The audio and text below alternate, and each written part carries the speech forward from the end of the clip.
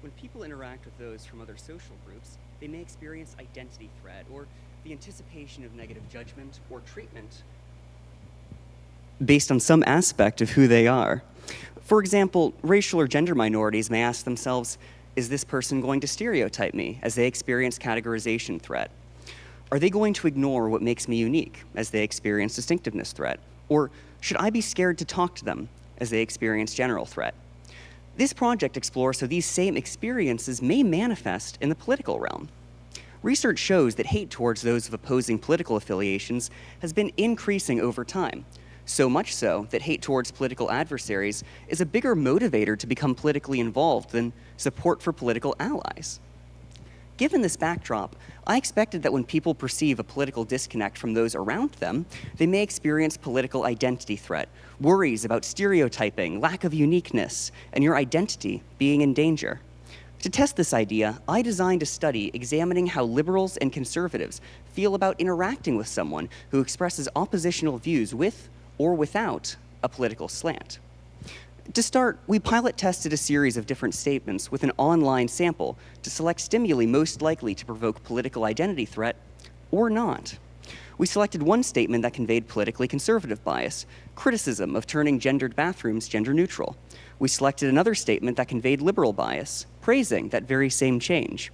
Finally, we selected an apolitical statement for comparison, criticizing a male coworker for not returning to the office yet after the birth of their child. We picked these statements as reviewers rated them as similarly negative, but appraised the political statements as political and the apolitical statement as apolitical. In the main study, we asked participants to consider a hypothetical interaction with a coworker who made a randomly determined comment from the pilot study, political or apolitical. If assigned to the political statement condition, conservatives saw the statement with liberal bias, while liberals saw the conservative one. Participants then reported their feelings in several domains of political identity threat: categorization threat, distinctiveness threat, and general threat. We found that participants that heard negative political comments anticipated more categorization and general threat. Surprisingly, participants expected more distinctiveness threat when they heard a negative apolitical comment. We also found that these results did not differ based on political affiliation, such that conservatives and liberals tended to feel the same. Results of this study, then, were mixed.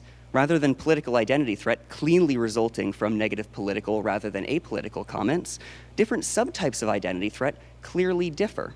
While the present study justifies the importance of identity threat in the political domain, this is clearly a puzzle with a great deal of nuance. As a final note, since conservative and liberal participants did not differ in their experiences of identity threat, at least we can take solace in the fact that everyone is having a bad time.